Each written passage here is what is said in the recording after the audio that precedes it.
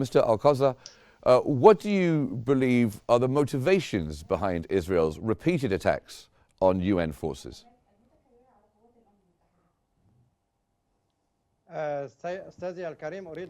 Sir, I'd like to add that there was an incident in 1996.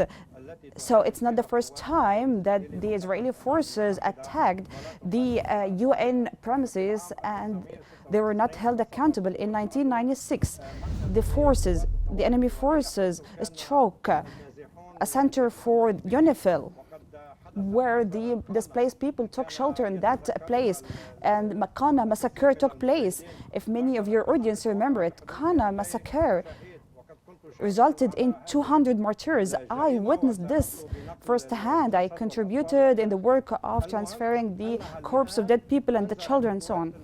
So the United Nations warned UNIFIL to move away from the borders and leave their centers in the blue line in order to have a freedom in the movement if they decided to invade the south of Lebanon, or a ground offensive, of course. So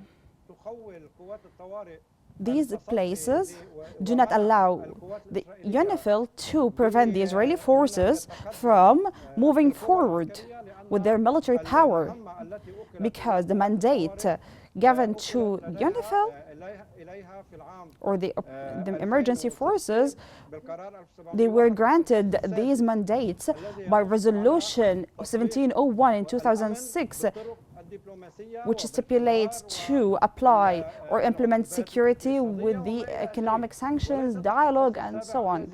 Chapter 7, that mandates the emergency forces, does not allow them to use power to impose peace. So the Israeli enemy now does not want to have any eyewitness for the things they do. That's why they ask the emergency forces to withdraw from the borders and from their centers on the blue line.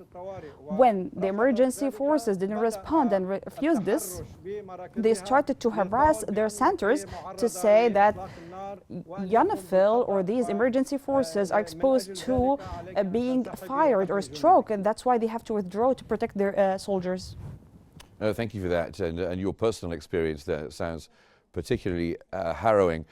Professor Nasibeh, a similar question to you. What are the potential motives, do you think, behind Israel's increased military actions in Lebanon and also where you are as well? Why do they do this? What's their game?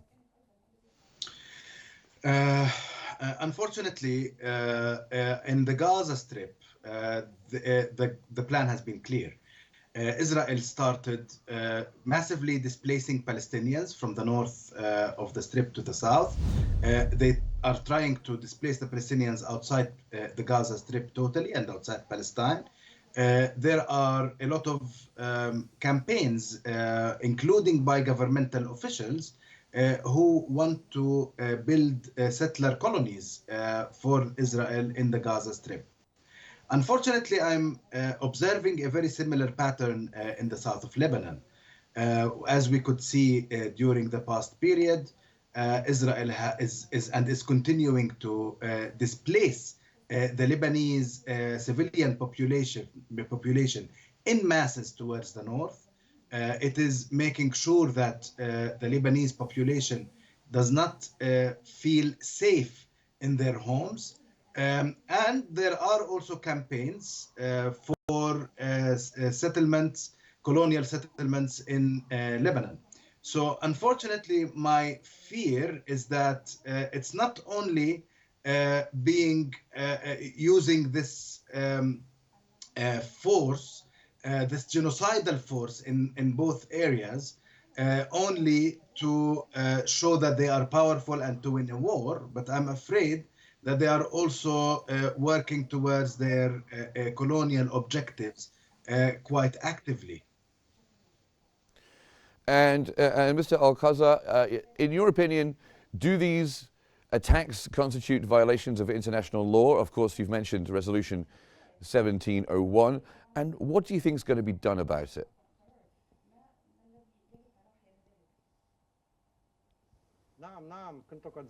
Yes, I also mentioned that these attacks are a violation of the international humanitarian law.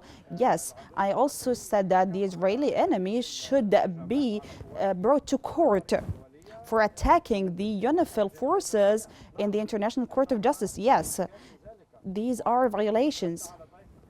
To respond to what your dear guest said regarding his fears and concerns, I'd like to reassure him that the Israeli forces cannot build any settlements in south of Lebanon, because if this is their intention and they want to realize this, then the whole Lebanese people will unify behind the Lebanese army and the Lebanese state in order to defend Lebanon and to expel Israelis from the Lebanese territories. We watched this before when the whole Lebanese people were unified before the year 2000. The Israeli enemy, when the Israeli enemy occupied the south of Lebanon, so under the strikes, they had to withdraw. And if now they want to build colonies in southern Lebanon, I think all of these are dreams that cannot come true, because then the whole Lebanese people will be supporting the Lebanese state and the Lebanese army